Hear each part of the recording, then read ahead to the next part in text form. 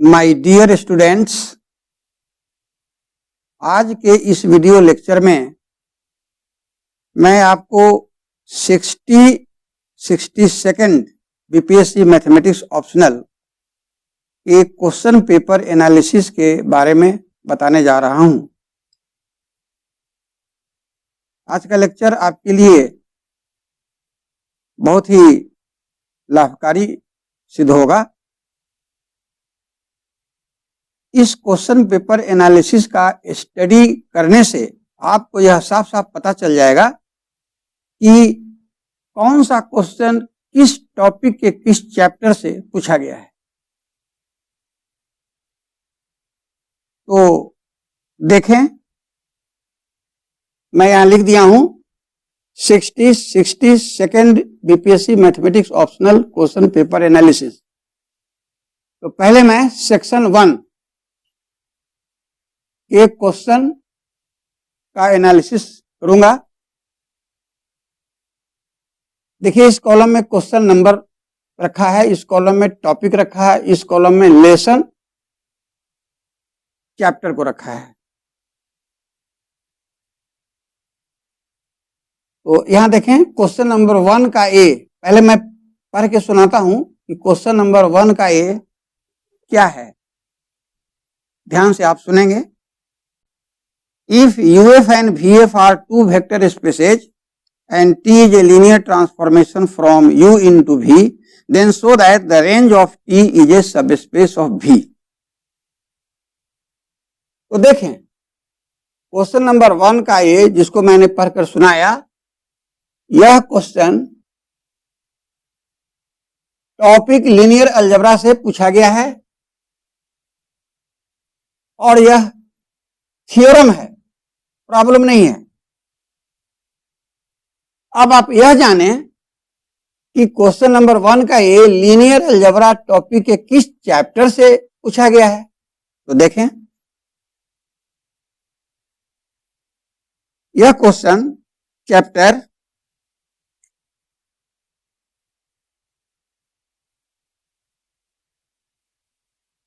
Range space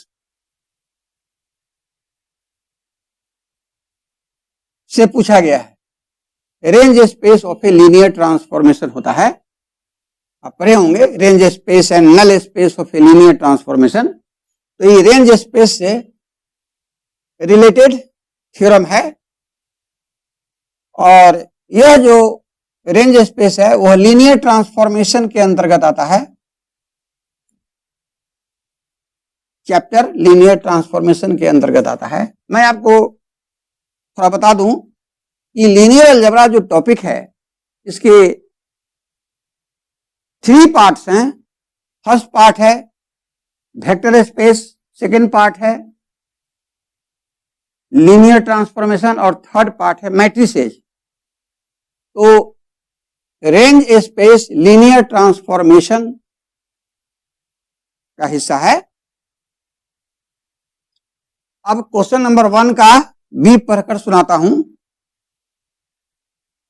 Let T from R3 to R3 be the linear transformation defined by T image of triplet XYZ is equal to triplet X plus 2Y minus Z, Y plus Z, X plus Y minus 2Z.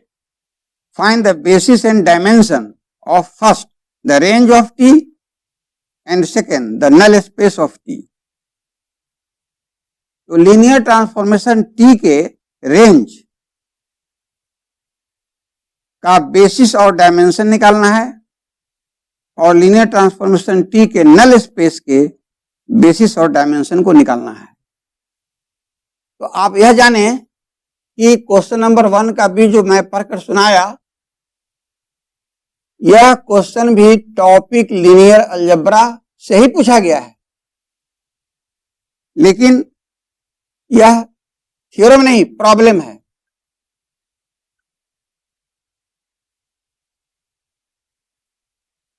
अब आप यह जाने कि question number 1 का B topic linear algebra के किस chapter से पूछा गया है। तो देखिए, मैं चैप्टर का नाम लिख रहा हूं, यह रैंक एंड न्यूलिटी जो बड़ा ही इंपॉर्टेंट है, रैंक न्यूलिटी लेसन से लिया गया है, जो लीनियर ट्रांसफॉर्मेशन के अंतर्गत आता है। अब आप क्वेश्चन नंबर 2 का ए देखें, इसको मैं पढ़कर सुनाता हूं। सो that the maximum value of 1 by x to the power x is e to the power 1 by x। तो यह क्वेश्चन टॉपिक कैलकुलस से पूछा गया है, कैलकुलस से पूछा गया है, और यह प्रॉब्लम है। पी से प्रॉब्लम, पी से थ्योरम समझेंगे शॉर्ट में। अब आप यह जाने कि क्वेश्चन नंबर 2 का ये टॉपिक कैलकुलस के किस चैप्टर से पूछा गया है। तो देखिए, मैं चैप्टर का नाम लिख रहा हूं, मैक्सिमा मिनिमा, मैक्सिमा मिनिमा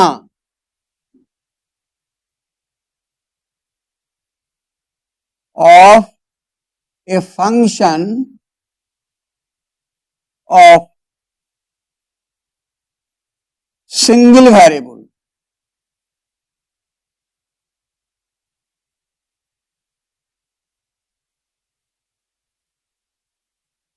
से पूछा गया है।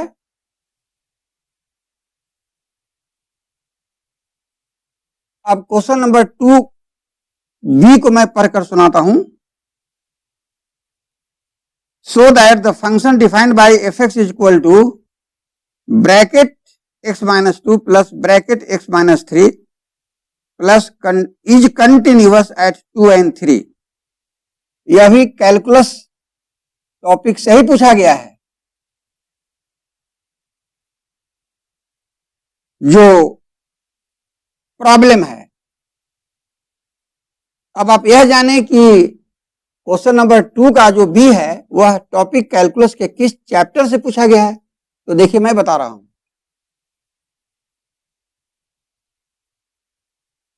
यह क्वेश्चन कंटिन्यूटी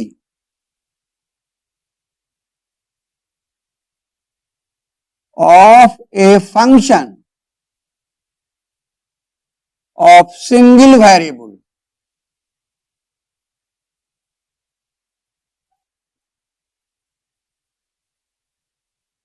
से पूछा गया है। अब क्वेश्चन नंबर 3 का ए देखें। पहले मैं क्वेश्चन नंबर 3 को पढ़कर सुनाता हूं।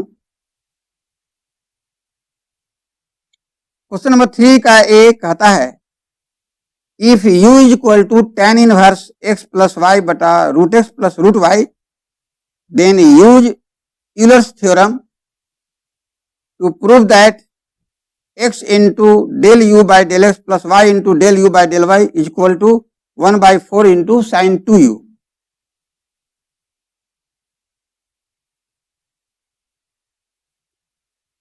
तो देखिए, क्वेश्चन नंबर 3 का ए जो है, जो मैंने पढ़कर सुनाया, यह क्वेश्चन भी कैलकुलस टॉपिक से ही पूछा गया,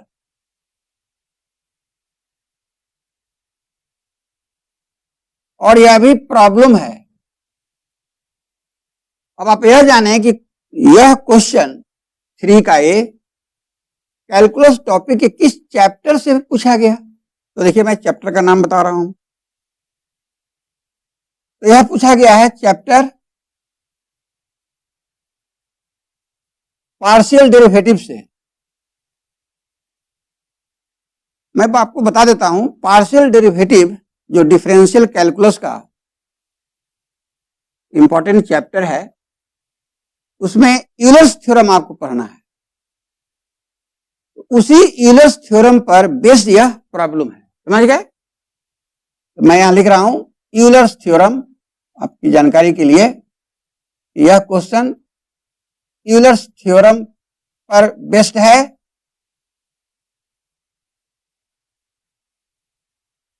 जो डिफरेंशियल कैलकुलस के partial derivatives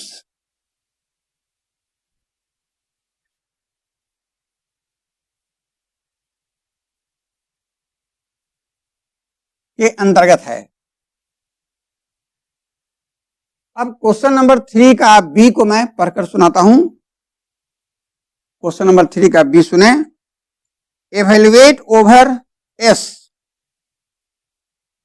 double integral x dy dz plus dz dx plus x z square dx dy, where S is the outer side of the part of the sphere x square plus y square plus z square is equal to 1 in the first octane.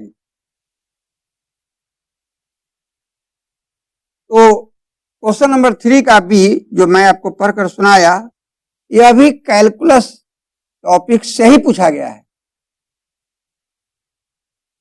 Calculus topic से ही पूछा गया है और यह भी problem है। ठीक है, अब आप यह जाने कि क्वेश्चन नंबर 3 का जो बी है ये कैलकुलस टॉपिक के किस चैप्टर से पूछा गया है। यह क्वेश्चन डबल इंटीग्रल का है।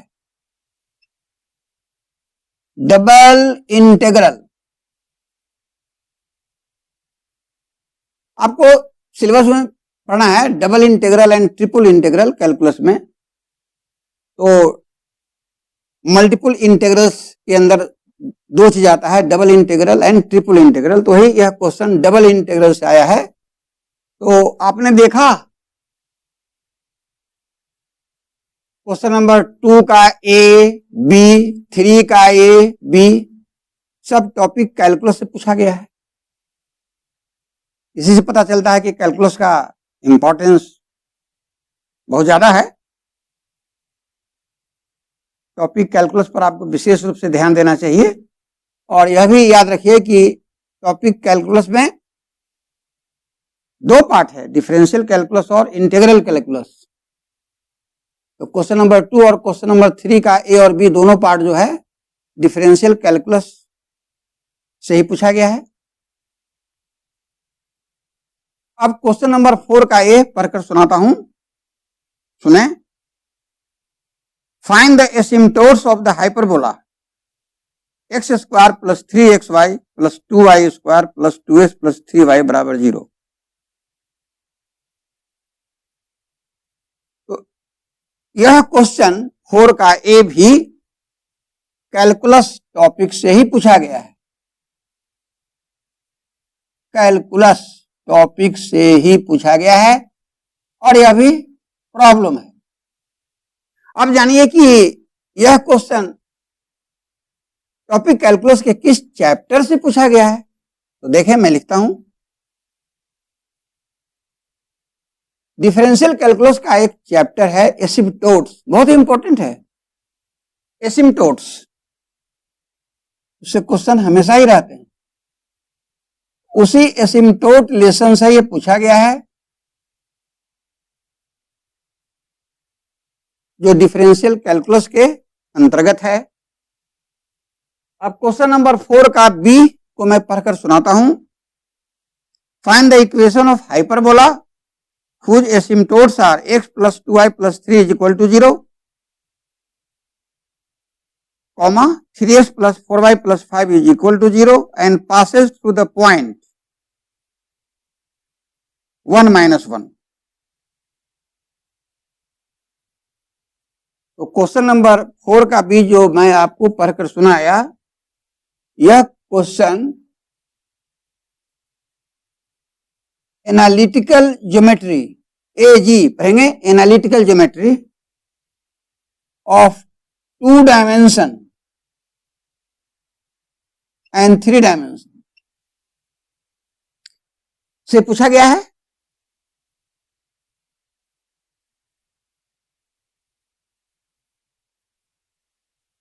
तो सिलेबस में तो लिखा गया है analytical geometry of 2 dimension and 3 dimension. तो उसमें यह जो क्वेश्चन है 4 का भी, यह 3D से नहीं 2D से पूछा गया है। 2 dimensional geometry that is coordinate geometry से पूछा गया है। अब आप यह जाने कि टू डायमेंशन यानी कोऑर्डिनेट ज्योमेट्री टॉपिक के किस चैप्टर से यह क्वेश्चन पूछा गया है। तो देखिए मैं बताता हूं, यह क्वेश्चन टू डायमेंशन के general equation of second degree, general equation of second degree, यह एक बहुत इंपॉर्टेंट चैप्टर है 2D का। इसी चैप्टर से क्वेश्चन नंबर 4 का भी आपको पूछा गया है और यह क्वेश्चन हाइपरबोला से रिलेटेड है। अब क्वेश्चन नंबर 5 का ए पढ़कर मैं सुनाता हूं, तो सुने। So that the function f where f x y is equal to x y by root under x square plus y square if x square plus y square not equal to 0 and 0 if x is equal to y is equal to 0 is continuous, possesses partial derivatives but is not differentiable at the origin। तो स्पष्ट है कि question number 5 का ए भी calculus topic से ही पूछा गया है। यह क्वेश्चन भी कैलकुलस टॉपिक से ही पूछा गया है और यह प्रॉब्लम है।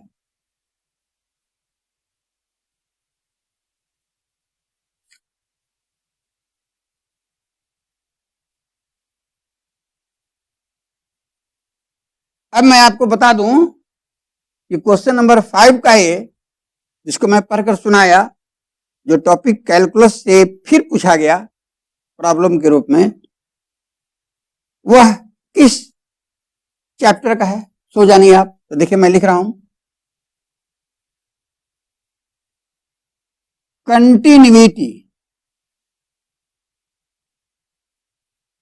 Continuity of a function of two variables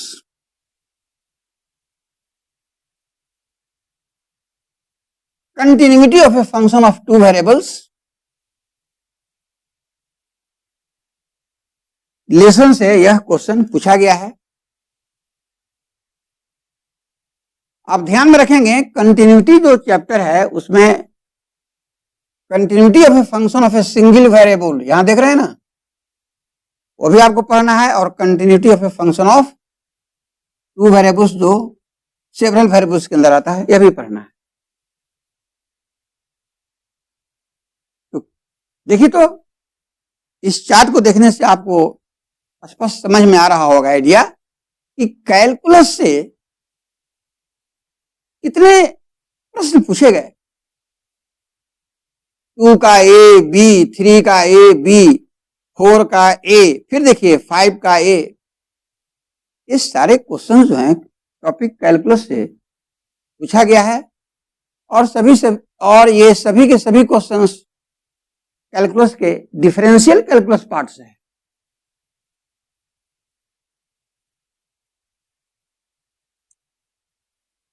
तो अब मैं क्वेश्चन नंबर 5 के बी को पढ़कर सुनाता हूं। Examine for convergence of the integral -∞ to ∞ dx by 1 plus x square to the whole power 2।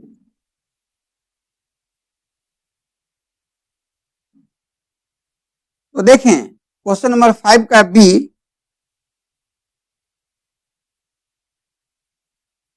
भी कैलकुलस का ही लेसन है, जिसका नाम है इम्प्रॉपर इंटीग्रल। लेकिन आपको मैं ध्यान दिलाता हूं कि सेक्शन 1 में सिलेबस में इम्प्रॉपर इंटीग्रल नहीं दिया गया है, बल्कि इम्प्रॉपर इंटीग्रल जो चैप्टर है कैलकुलस टॉपिक के पार्ट इंटीग्रल कैलकुलस का, वह चैप्टर इम्प्रॉपर इंटीग्रल सेक्शन 2 के रियल एनालिसिस के अंतर्गत सिलेबस में दिया गया है। तो यहां आप अच्छे ढंग से समझ लें, सेक्शन 1 में जो कैलकुलस आपको पढ़ना है,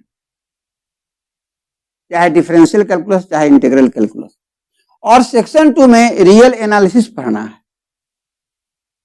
तो ऐसा इस 60-62वीं में ही नहीं ऐसा हुआ है, आगे के एग्जामिनेशंस में भी आप देखेंगे इस सेक्शन 1 के कैलकुलस टॉपिक के अंदर सेक्शन 2 के रियल एनालिसिस के चैप्टर से क्वेश्चन पूछ देता है। देखिए यहां यही केस है। क्वेश्चन नंबर 5 का जो बी है, यह सेक्शन 2 के रियल एनालिसिस में एक चैप्टर है, इम्प्रॉपर इंटीग्रल्स, बहुत इंपॉर्टेंट है, उसी से पूछा गया है। तो देखिए मैं लिख रहा हूं क्वेश्चन नंबर 5 के बी के विषय में कि यह किस टॉपिक से लिया गया। तो यह सेक्शन 1 के कैलकुलस टॉपिक से नहीं लिया गया, बल्कि सेक्शन 2 के रियल एनालिसिस टॉपिक के अंतर्गत एक इंपॉर्टेंट चैप्टर है इम्प्रॉपर इंटीग्रल्स, उससे लिया गया है। तो मैं यहां स्पष्ट लिख देता हूं ताकि कंफ्यूजन आपको ना हो। रियल एनालिसिस,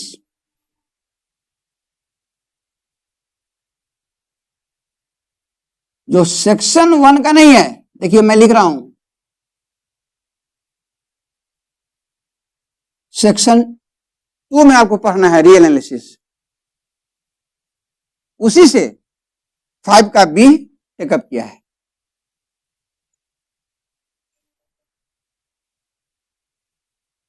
अब आप यह जाने कि क्वेश्चन नंबर 5 का बी टॉपिक रियल एनालिसिस जो सेक्शन 2 का है, इसके किस चैप्टर से पूछा गया है। तो मैं आपको बता दिया कि यह इम्प्रॉपर इंटीग्रल से लिया गया है। कन्वर्जेंस ऑफ, इसको और ज्यादा क्लियर करके मैं लिख रहा हूं, कन्वर्जेंस ऑफ इम्प्रॉपर इंटीग्रल्स।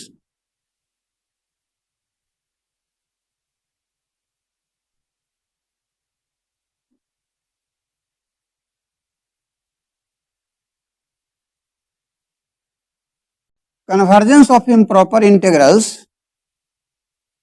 यह इम्प्रॉपर इंटीग्रल्स चैप्टर का मैटर है। इसी पर बेस्ड प्रॉब्लम पूछा गया है।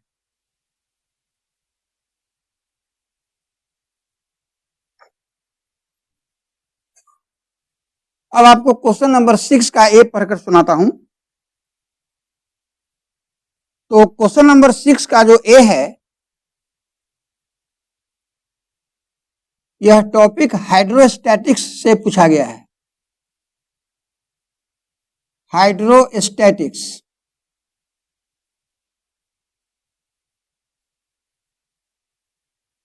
और यह थ्योरम है, प्रॉब्लम नहीं। अब आप यह जानिए कि क्वेश्चन नंबर 6 का ए जो मैं पढ़कर सुनाया, यह टॉपिक हाइड्रोस्टैटिक्स के किस चैप्टर से लिया गया है, सो आप जानिए। तो देखिए मैं लिख रहा हूं, हाइड्रोस्टैटिक्स में एक इंपॉर्टेंट टॉपिक है जिसका नाम है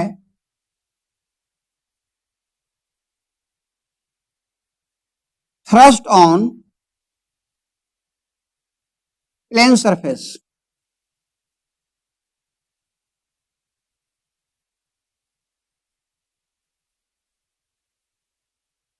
थ्रस्ट ऑन प्लेन सरफेस, ये हाइड्रोस्टैटिक्स का इंपॉर्टेंट चैप्टर है। इसी चैप्टर से क्वेश्चन नंबर 6 का ये पूछा गया है। अब मैं आपको क्वेश्चन नंबर 6 का भी पढ़कर सुनाता हूं, तो सुने। Find the centre of pressure of A triangular area emerged in a liquid with its vertex in the surface and base horizontal. तो यहाँ देखें क्वेश्चन नंबर 6 का भी जो मैं पढ़कर सुनाया, यह भी टॉपिक हाइड्रोस्टैटिक्स का ही है, हाइड्रोस्टैटिक्स का ही है, और यह भी थ्योरम ही है, प्रॉब्लम नहीं है। अब आप यह जानें कि क्वेश्चन नंबर 6 का भी टॉपिक हाइड्रोस्टैटिक्स के किस चैप्टर से पूछा गया है। तो देखिए मैं लिख रहा हूं, हाइड्रोस्टैटिक्स का एक बहुत इंपॉर्टेंट चैप्टर है centre of pressure. Centre of pressure, तो इसी चैप्टर सेंटर ऑफ प्रेशर से क्वेश्चन नंबर 6 का भी आपको पूछा गया है। अब आप सेक्शन 2 में आइए। सेक्शन 2 में क्वेश्चन नंबर 7 का जो ए है उसको मैं पढ़कर सुनाता हूं। Prove that every permutation in Sn where n greater than 1 is a product of 2 cycles। तो क्वेश्चन नंबर 7 का ए एब्स्ट्रैक्ट अलजेब्रा से है, टॉपिक एब्स्ट्रैक्ट अलजेब्रा।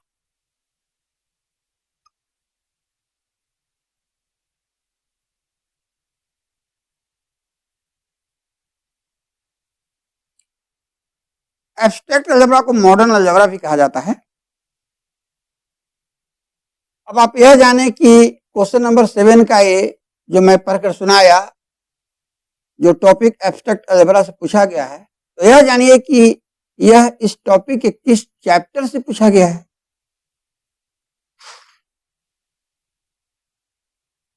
तो एक लेसन है परमुटेशन ग्रुप्स।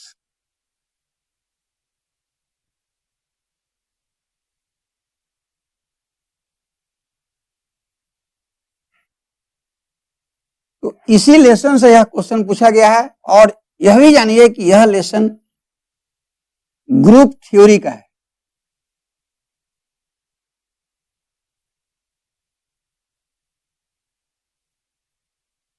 एब्स्ट्रैक्ट अलजेब्रा में 2 पार्ट है, फर्स्ट पार्ट है ग्रुप थ्योरी और सेकंड पार्ट है रिंग थ्योरी। तो यह क्वेश्चन पार्ट ग्रुप थ्योरी के लेसन परमुटेशन ग्रुप से पूछा गया है। अब क्वेश्चन नंबर 7 के बी को मैं पढ़कर सुनाता हूं।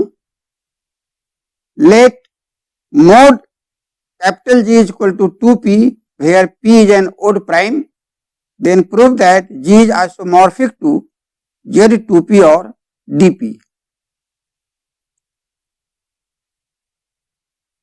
तो क्वेश्चन नंबर 7 का भी जो मैंने आपको पढ़कर सुनाया, यह भी एब्स्ट्रैक्ट अलजेब्रा टॉपिक से ही पूछा गया।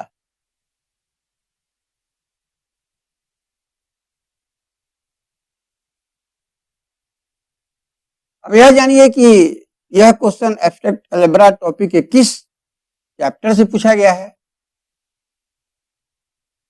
तो यह एक बहुत इंपॉर्टेंट चैप्टर है ग्रुप थ्योरी का, आइसोमॉर्फिज्म। आइसोमॉर्फिज्म तो इसी लेसन से पूछा गया है, जो ग्रुप थ्योरी के ही अंदर है।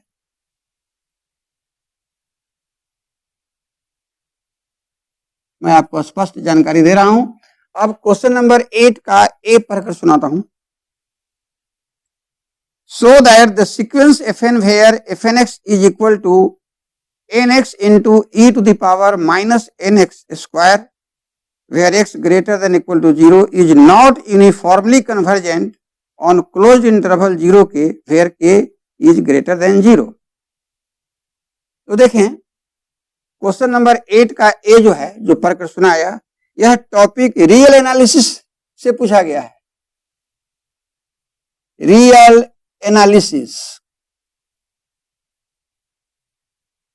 मैं यहां थोड़ा सा आपको बता देता हूं कि क्वेश्चन नंबर 7 का ये जो एब्स्ट्रैक्ट अलजेब्रा से पूछा गया है, यह थ्योरम है, प्रॉब्लम नहीं है। और 7 का बी जो है, यह भी एब्स्ट्रैक्ट अलजेब्रा से ही पूछा गया है, लेकिन यह प्रॉब्लम है। इससे स्पष्ट हो जाएगा ज्यादा ना। और क्वेश्चन नंबर 8 का ये जो है वो रियल एनालिसिस से पूछा गया है और यह प्रॉब्लम है, थ्योरम नहीं। अब यह जानिए कि यह क्वेश्चन रियल एनालिसिस के किस चैप्टर से पूछा गया है। तो देखिए मैं बता रहा हूं, एक बहुत इंपॉर्टेंट चैप्टर है, आप सिलेबस में देखा होगा, uniform convergence of sequence and series. इसमें दो चीज है, uniform convergence of sequence and uniform convergence of series. तो यूनिफॉर्म कन्वर्जेंस ऑफ सीक्वेंस से यह क्वेश्चन पूछा गया है। देखिए मैं साफ लिख रहा हूं, यूनिफॉर्म कन्वर्जेंस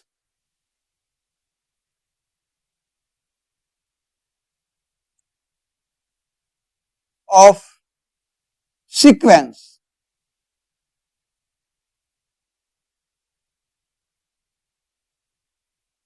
अब देखिए मैं क्वेश्चन नंबर 8 का भी पढ़कर सुनाता हूं।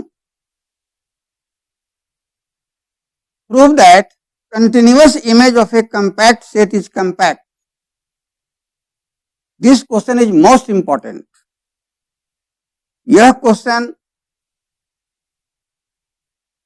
इसके आगे भी पूछा गया है, आप देखेंगे ये रिपीट हुआ है। यह क्वेश्चन बहुत ही इंपॉर्टेंट है आपके लिए। तो क्वेश्चन नंबर 8 का बी जो है यह भी रियल एनालिसिस टॉपिक से ही पूछा गया। रियल एनालिसिस,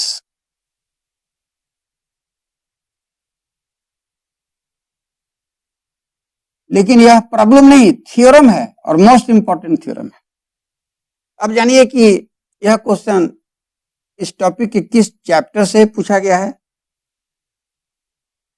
तो चैप्टर का नाम देखिए मैं बता रहा हूं, ये सब सिलेबस में आप देख सकते हैं जो भी मैं लिख रहा हूं।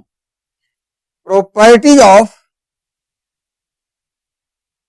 Continuous function on compact sets.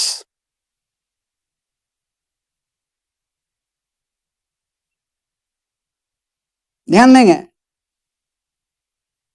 Compact sets लिखा हुआ है। मैं आपको बताता हूं, यह जो चैप्टर है रियल एनालिसिस का, properties of continuous function on compact sets, यह रियल एनालिसिस के हर बुक में आपको नहीं मिलेगा।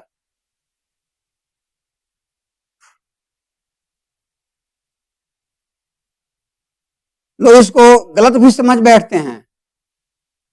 प्रॉपर्टीज ऑफ कंटिन्यूअस फंक्शन समझ लेते हैं कि कंटिन्यूअस फंक्शन के जो प्रॉपर्टीज है, जो 4-5 प्रॉपर्टीज हैं, उसके अंदर ही नहीं है। यह है कंपैक्ट सेट पर कंटिन्यूअस फंक्शन के प्रॉपर्टीज। मैं आपको ध्यान दिला रहा हूं।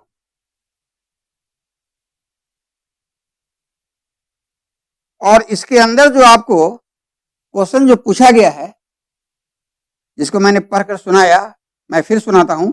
Prove that continuous image of A compact set is compact. यह क्वेश्चन आगे भी पूछा गया है और आपको भी पूछा जा सकता है 67 बीपीएससी में भी, ध्यान रखिएगा, मे बी रिपीटेड।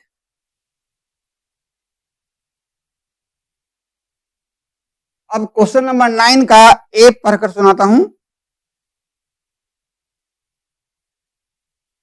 पता है, evaluate integral over C where C denotes the circle mod z is equal to 3। और यहां इंटेग्रेंड जो है वो है sin pi z square plus cos pi z square by z minus 1 to the whole power 2 into z minus 2। तो आपको मैं बता दूं कि यह क्वेश्चन कॉम्प्लेक्स एनालिसिस टॉपिक का है और कॉम्प्लेक्स एनालिसिस टॉपिक में एक बहुत ही इंपॉर्टेंट थ्योरम है, कुशी रेसिड्यू थ्योरम, जो सिलेबस में स्पष्ट लिखा हुआ है, वह बराबर ही पूछा जाता है, वो भी रिपीट होता है बार बार। तो उसी कुशी रेसिड्यू थ्योरम पर बेस्ड यह प्रॉब्लम है। जब भी इंटीग्रल के नीचे जो कंटूर सी जो लिखा रहता है और उस सी के विषय में बताया जाता है कि व्हाट इज सी, देखिए इस क्वेश्चन में सी रिप्रेजेंट कर रहा है circle mod z equal to 3 को। तो आप जान लीजिए कि इस तरह का जो प्रॉब्लम है यह बिल्कुल कुशी रेसिड्यू थ्योरम पर ही बेस्ड है और उसी से इसको सॉल्व किया जाता है। तो this question is most important for your examination. भरसक समझिए कि हमेशा यह आता ही है, इसको आप इग्नोर नहीं कर सकते।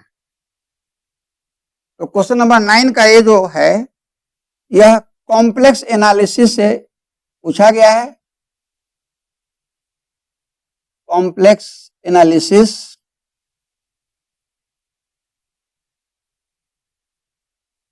और यह प्रॉब्लम है, ठीक है। अब यह जानिए कि क्वेश्चन नंबर 9 का ये टॉपिक कॉम्प्लेक्स एनालिसिस के किस चैप्टर से पूछा गया है। तो देखिए चैप्टर का नाम मैं लिख रहा हूं, जो मैंने अभी आपको बताया, कुशी रेसिड्यू थ्योरम। कुशी रेसिड्यू थ्योरम।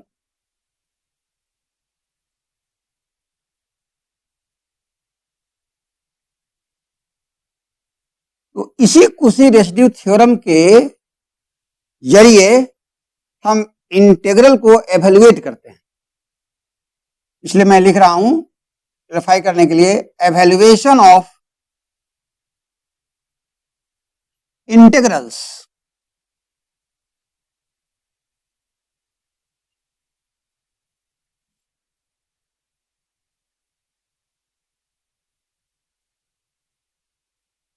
अब क्वेश्चन नंबर 9 का बी मैं पढ़कर सुनाता हूं।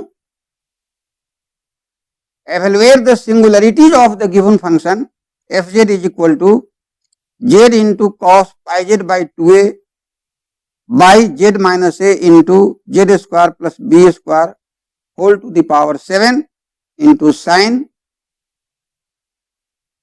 5z। तो देखें यह क्वेश्चन नंबर 9 का भी जो मैं पढ़कर सुनाया, यह भी कॉम्प्लेक्स एनालिसिस टॉपिक से ही पूछा गया। कॉम्प्लेक्स एनालिसिस, और यह भी प्रॉब्लम है। अब यह जानिए कि कॉम्प्लेक्स एनालिसिस के किस चैप्टर से यह क्वेश्चन आया। आपके सिलेबस में साफ लिखा हुआ है सिंगुलरिटीज,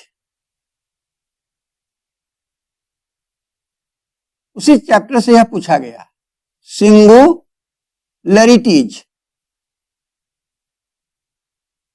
मैं आपको बता देता हूं, 3 चीजें आपको पढ़नी है, zeros, poles and singularities. Syllabus में सिंगुलरिटीज मेंशन किया गया है, लेकिन जीरोज और पोल्स को मेंशन नहीं किया गया है। लेकिन मैं आपको बता देता हूं, एग्जामिनेशन में केवल सिंगुलरिटीज से ही प्रश्न नहीं रहते हैं, जीरोज और पोल्स से भी रहते हैं। तो यह जो क्वेश्चन 9 का बी है वह सिंगुलरिटीज से पूछा गया है।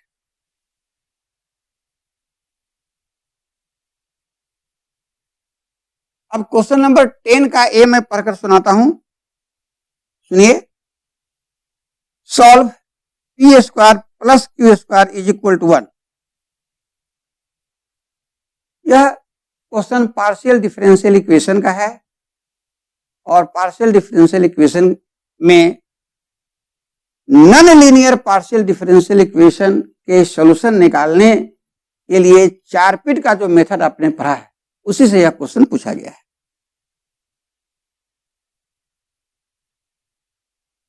तो यह question partial differential equation, PDE short में। क्वेश्चन नंबर 10 का ये पार्शियल डिफरेंशियल इक्वेशन टॉपिक से पूछा गया है। अब यह जानिए कि यह क्वेश्चन इस टॉपिक के किस चैप्टर से है, तो मैंने आपको बताया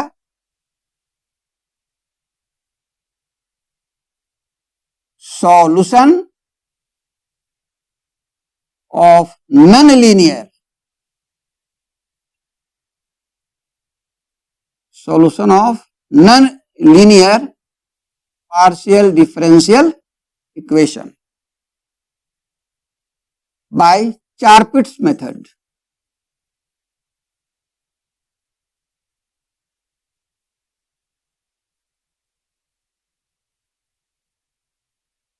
चारपिट मेथड के द्वारा किसी non linear partial differential equation के सॉल्यूशन को हम हासिल करते हैं। क्वेश्चन नंबर 10 का जो बी है उसको मैं पढ़कर सुनाता हूं, लेकिन इसके पहले मैं एक चीज आपको याद दिला देता हूं। ये जो क्वेश्चन पूछा गया है कि solve p square plus q square equal to 1, इस क्वेश्चन को आप चारपिट के मेथड से भी सॉल्व कर सकते हैं। साथ ही साथ 4 स्टैंडर्ड फॉर्म है, उसमें स्टैंडर्ड फॉर्म 1 जो है, मैं यहां जानकारी के लिए लिख देता हूं ऑल्सो करके, ऑल्सो बाय स्टैंडर्ड फॉर्म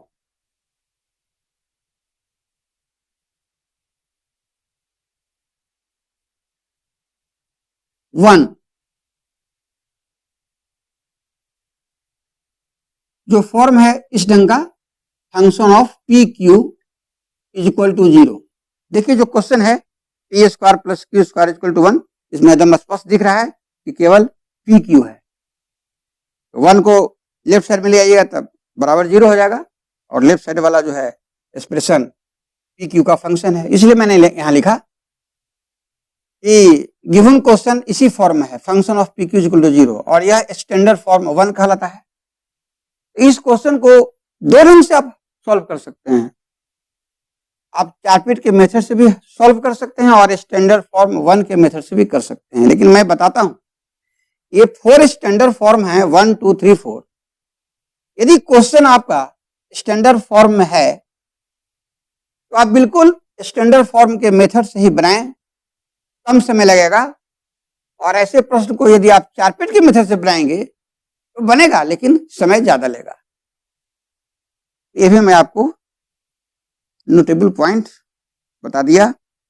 अब क्वेश्चन नंबर 10 का जो बी है उसको मैं पढ़ के सुनाता हूं। Find the moment of inertia of A spherical shell. पढ़कर समझिए कि यह क्वेश्चन किस टॉपिक का है। तो क्वेश्चन नंबर 10 का जो बी है यह dynamics of A particle topic से पूछा गया है। सिलेबस में लिखा गया है केवल डायनेमिक्स, लेकिन मैं बता रहा हूं कि डायनेमिक्स के 2 पार्ट हैं, dynamics of A particle and dynamics of a rigid body. अब जान लीजिए डायनेमिक्स के अंदर जो डायनेमिक्स ऑफ ए पार्टिकल है वो सेक्शन 1 में है, और सेक्शन 2 में डायनेमिक्स का जो दूसरा पार्ट है dynamics of a rigid body, जिसे रिजिड डायनेमिक्स भी कहते हैं, तो उसी रिजिड डायनेमिक्स से यह क्वेश्चन आया है। और सिलेबस में रिजिड डायनेमिक्स लिखा नहीं है, लिखा है मैकेनिक्स। सब बात को आप क्लियर करें। तो मैं यहां स्पष्ट लिखूंगा, यह क्वेश्चन 10 का भी मैकेनिक्स के अंदर रिजिड डायनेमिक्स का क्वेश्चन है। तो क्वेश्चन नंबर 10 का जो बी है सिलेबस के मैकेनिक्स टॉपिक्स के अंदर रिजिड डायनेमिक्स का क्वेश्चन है।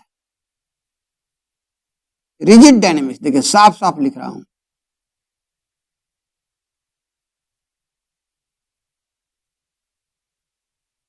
तो डायनेमिक्स ऑफ ए पार्टिकल, जिसको आप सिंपली डायनेमिक्स कहते हैं, वो तो सेक्शन 1 में है, और डायनेमिक्स का दूसरा जो पार्ट है रिजिड डायनेमिक्स, और dynamics of a rigid body भी कहते हैं इसको, ये मैकेनिक्स के अंदर है। तो इसी रिजिड डायनेमिक्स से यह क्वेश्चन पूछा गया है। अब जानिए कि यह क्वेश्चन टॉपिक रिजिड डायनेमिक्स के किस चैप्टर से है।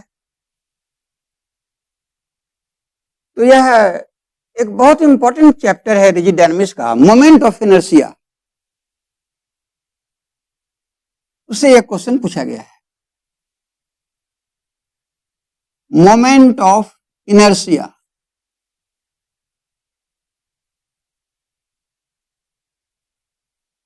इसको शॉर्ट में हम लोग MI भी लिखते हैं। इसी चैप्टर से यह क्वेश्चन पूछा गया है। और यह भी जान लीजिए यह क्वेश्चन प्रॉब्लम नहीं, थ्योरम है। देखिए मैं यहां लिख देता हूं, इसे थ्योरम। अब क्वेश्चन नंबर 11 का ए को मैं पढ़कर सुनाता हूं।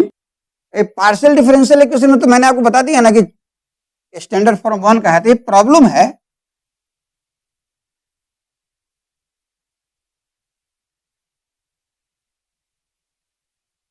और रिजिड डायनेमिक्स का जो क्वेश्चन जो मैं बताया यह थ्योरम के रूप में है।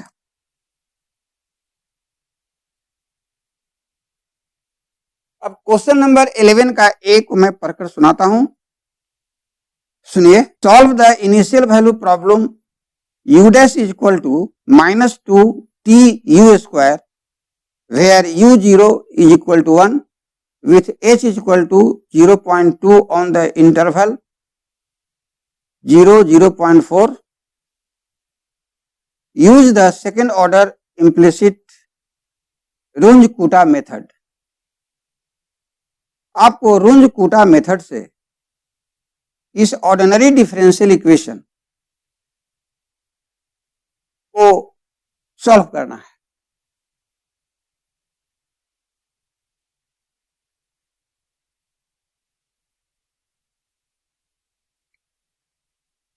तो देखिए क्वेश्चन नंबर 11 का ए जो है ये न्यूमेरिकल एनालिसिस टॉपिक से पूछा गया है। न्यूमेरिकल एनालिसिस,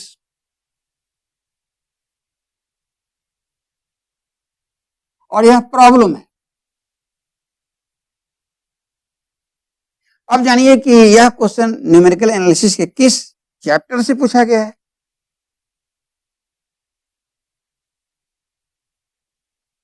तो यह Runge-Kutta मेथड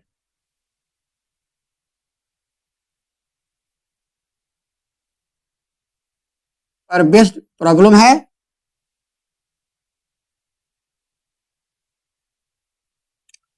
और आप यह भी जानिए कि Runge-Kutta मेथड जो है,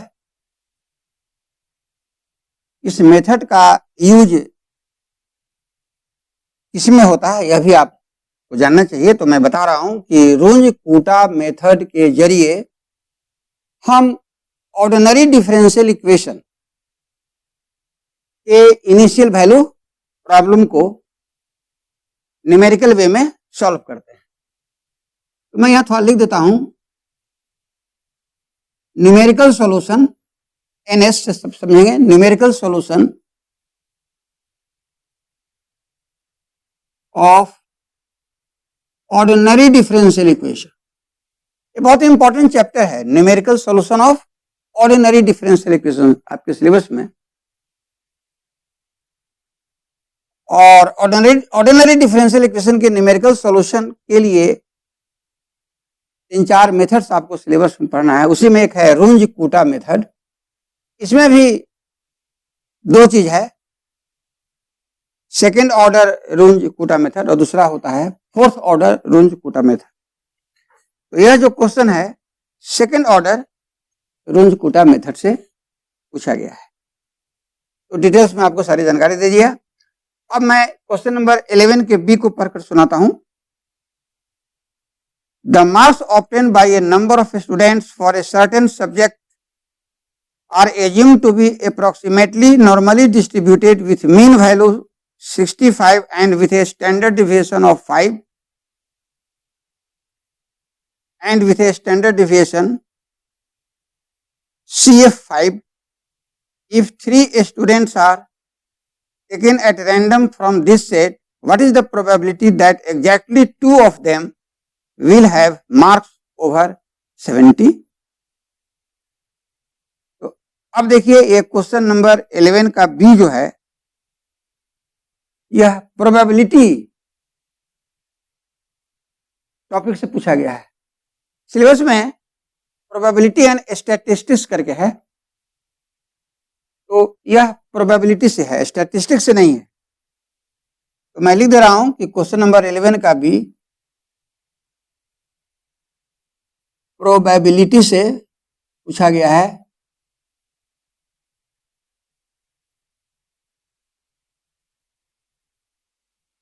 अब यह जानिए कि यह क्वेश्चन टॉपिक प्रोबेबिलिटी के किस चैप्टर से पूछा गया है। तो यह क्वेश्चन नॉर्मल डिस्ट्रीब्यूशन, देखिए मैं स्पष्ट लिख दे रहा हूं, नॉर्मल डिस्ट्रीब्यूशन।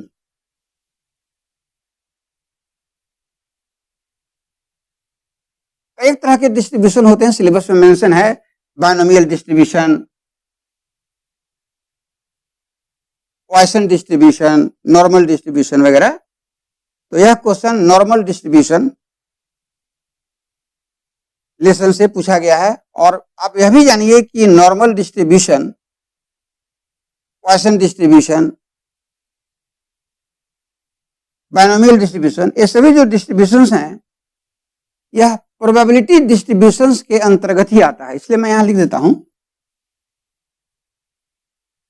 पीडी, शॉर्ट में प्रोबेबिलिटी डिस्ट्रीब्यूशन के अंदर ही है नॉर्मल डिस्ट्रीब्यूशन, जिससे कि यह क्वेश्चन पूछा गया है। क्लियर हो गया।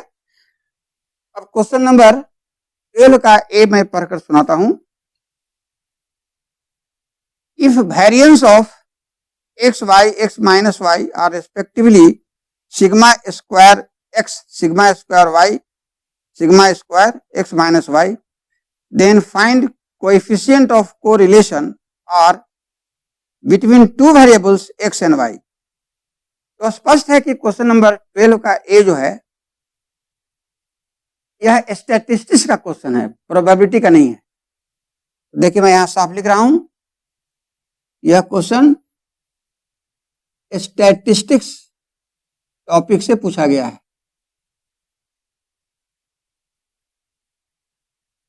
और यह थ्योरम नहीं, प्रॉब्लम है। अब जानिए कि क्वेश्चन नंबर 12 का ए जो है स्टैटिस्टिक्स के किस चैप्टर से पूछा गया है। तो स्टैटिस्टिकल मेथड, स्टैटिस्टिक्स के अंदर सिलेबस में लिखा हुआ है, आप देखेंगे स्टैटिस्टिकल मेथड्स। उसी स्टैटिस्टिकल मेथड्स के अंतर्गत एक लेसन है बहुत इंपॉर्टेंट, कोरिलेशन। उसी चैप्टर कोरिलेशन से पूछा गया है, और relation.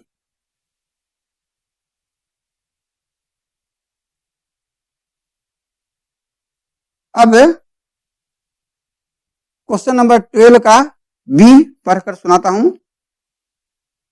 Bye graphical method find the minimum value of z is equal to 2x plus 3y subject to the constraints x plus y less than equal to 30, y greater than equal to 3, 0 less than equal to y less than equal to 12, x minus y greater than equal to 0, 0 less than equal to x less than equal to 20। तो question number 12 का जो B है, जो मैंने आपको पढ़कर सुनाया, यह टॉपिक ऑपरेशनल रिसर्च से पूछा गया है। ऑपरेशनल रिसर्च सिलेबस में लिखा हुआ है। ऑपरेशनल रिसर्च को ऑपरेशन रिसर्च भी कहा जाता है, और इसी ऑपरेशनल रिसर्च के अंतर्गत लीनियर प्रोग्रामिंग प्रॉब्लम आता है। उसके अलावा और भी चैप्टर्स हैं, लेकिन मैं आपको यहां बताता हूं कि अक्सर हर एग्जाम में ऑपरेशनल रिसर्च से जब क्वेश्चन देता है सेटर तो लीनियर प्रोग्रामिंग प्रॉब्लम से ही देता है अक्सर। तो क्वेश्चन नंबर 12 का जो बी है यह ऑपरेशनल रिसर्च टॉपिक के चैप्टर लीनियर प्रोग्रामिंग प्रॉब्लम से ही पूछा गया है। तो देखिए मैं यहां लिखता हूं ऑपरेशनल रिसर्च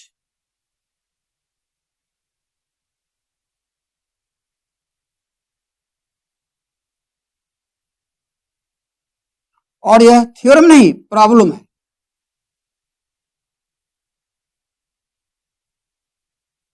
अब यह जानिए कि इस टॉपिक के किस चैप्टर से यह क्वेश्चन पूछा गया है।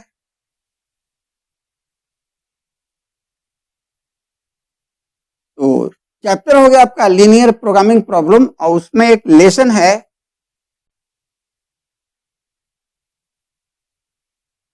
Graphical solution of linear programming problem, that is solution of linear programming problem by graphical method। और यह lesson chapter linear programming problem का है। तो मैं क्लियर वे में बता दिया कि हर क्वेश्चन का आप देख रहे हैं कि दो पार्ट है, सेक्शन 1 में भी और सेक्शन 2 में भी, ए और बी। तो मैं क्लियर वे में आपके सामने रख दिया कि किसी भी क्वेश्चन का पार्ट ए या पार्ट बी इस टॉपिक से पूछा गया है और वह क्वेश्चन उस टॉपिक के किस चैप्टर के किस लेसन का है। तो मैं डिटेल्स में क्वेश्चन पेपर एनालिसिस को आपके सामने रखा है ताकि आपको बिल्कुल क्लियर वे में दिमाग में फिगर आ जाए कि भाई इस एग्जामिनेशन में जो क्वेश्चंस पूछे गए वो किस टॉपिक से आए और उस टॉपिक के अंदर किस लेसन या चैप्टर से पूछे गए। अब मैं आपको यह भी बता देता हूं कि हर क्वेश्चन जो है 50 मार्क्स का है। आप जानते ही हैं कि दो सेक्शन में बटा है, सेक्शन 1 और सेक्शन 2। तो सेक्शन 1 में 3 क्वेश्चंस का आंसर देना है, सेक्शन 2 में भी 3 क्वेश्चंस का आंसर देना है और हर एक क्वेश्चन जो है 50 मार्क्स का है। इसलिए हर क्वेश्चन का जो पार्ट ए है वह 25 मार्क्स का हुआ और पार्ट भी 25 मार्क्स का हुआ। तो यह भी जानकारी मैं आपको दे दिया।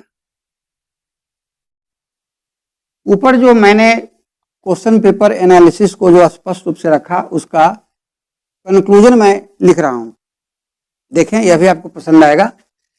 सेक्शन 1 और सेक्शन 2। सेक्शन 1 में मैंने आपको बताया लीनियर अलजेब्रा से 1 क्वेश्चन फुल आया है।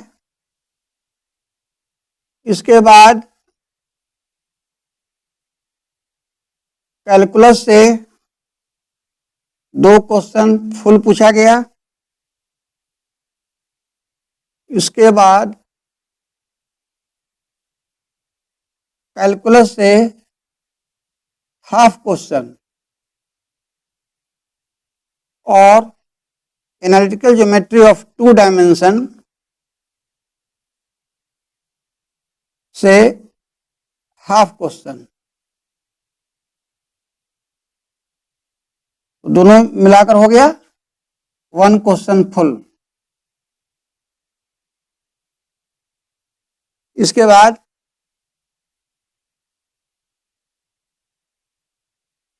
कैलकुलस से हाफ क्वेश्चन पूछा गया और इसके साथ सेक्शन 2 का जो रियल एनालिसिस था उससे हाफ क्वेश्चन पूछा गया।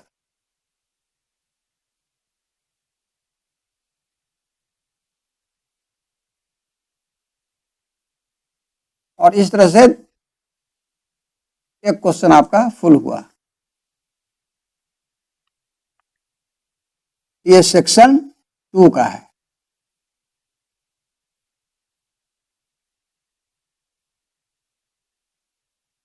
इसके बाद हाइड्रोस्टैटिक्स,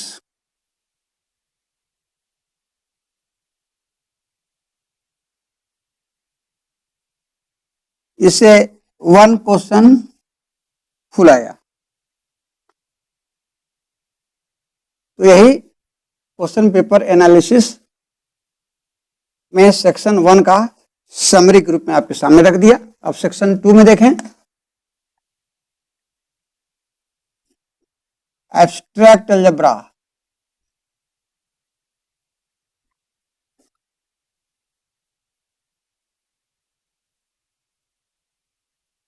इससे 1 क्वेश्चन फुल पूछा गया।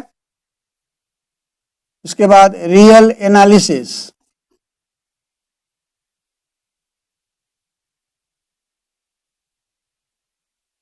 से 1 क्वेश्चन फुल पूछा गया। उसके बाद कॉम्प्लेक्स एनालिसिस,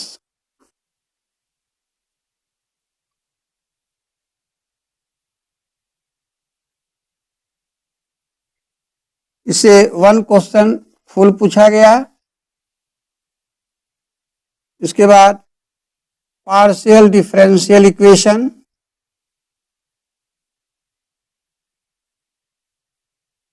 से हाफ क्वेश्चन पूछा गया। और इसके साथ मिला दिया मैकेनिक्स को,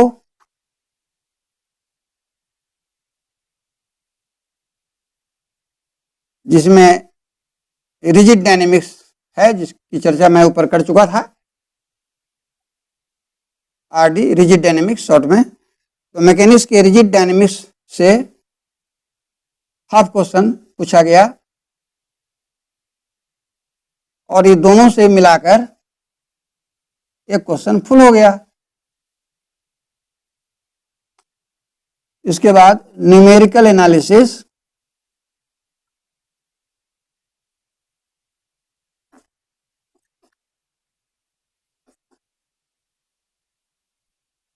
न्यूमेरिकल एनालिसिस से हाफ क्वेश्चन पूछा गया। और इसके साथ प्रोबेबिलिटी को मिला दिया, प्रोबेबिलिटी, इससे हाफ क्वेश्चन पूछा गया। और दोनों से मिलाकर एक क्वेश्चन फुल कर दिया। इसके बाद स्टैटिस्टिक्स,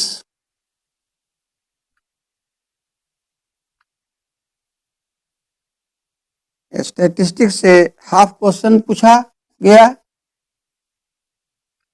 और इसके साथ ऑपरेशनल रिसर्च, ऑपरेशनल रिसर्च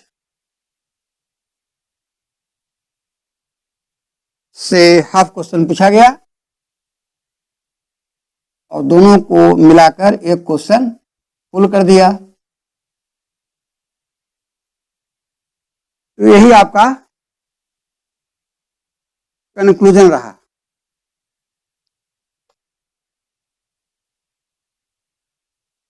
तो मुझे ऐसा लगता है कि क्वेश्चन पेपर एनालिसिस देने के बाद जो मैं कंक्लूजन के रूप में एक समरी रख दिया सामने, यह भी आपको रोचक लगा होगा।